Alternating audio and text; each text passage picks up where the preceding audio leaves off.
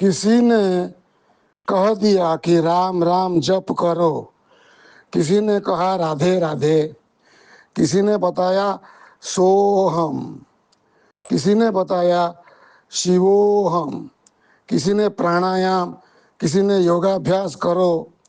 बस इनके करने में ही उलझ गए, किंतु यह विचारा ही नहीं कि मैं नित्य मुक्त ब्रह्म हूँ।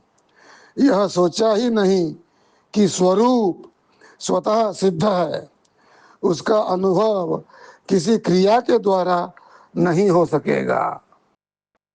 जैसे किसी ने कहा कि तेरी औरत विधवा हो गई है।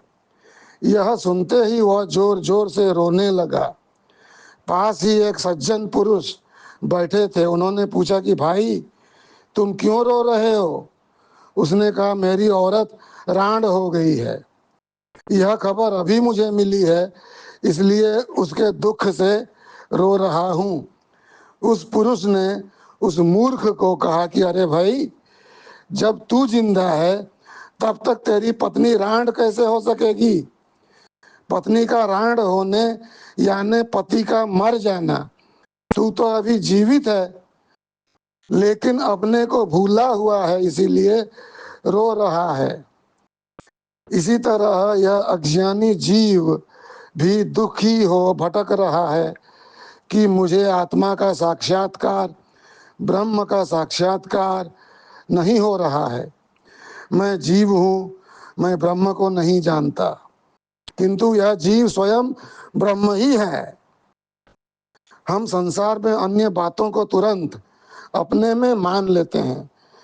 विवाह संबंध से जान लिया कि तुम इसके पति, यह तुम्हारी पत्नी है, तो बिना संदेह के जीवन भर माने चले जाते हैं। किसी ने कह दिया परदेश में रहने वाला पति पुत्र मारा गया या अमुक के यहाँ पुत्र पैदा हुआ, तो दुख वह सूतक मान लेते हैं। किसी ने मूर्ख, चोर, गधा, रंडी, बदमाश, बेईमान, हरामखोर, हरामजादा, धोखेबाज, भंगी, चमार, कुत्ता आदि कह दिया तो तुरंत बिजली कौंध जाती है तन मन में। इधर श्रुति स्मृति बारंबार कहती आ रही है कि तू ब्रह्म है, तू ब्रह्म है। तो इस निष्कपट परम सत्य बात को कोई सहजता से स्वीकार नहीं करते। इसमें संदेह करते हैं कि हम ब्रह्म कैसे हो सकते हैं। अभी श्रवण मनन निधिध्यासन आदि करके बुद्धि को बात जम जाएगी तो मैं ब्रह्म हूँ मानेंगे।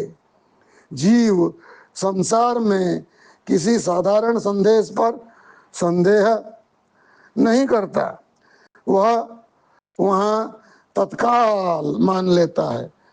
15 पैसे के पोस्ट कार्ड की बात पढ़कर सुखी दुखी हो जाता है, चाहे वह असत्य ही क्यों न लिखा हो।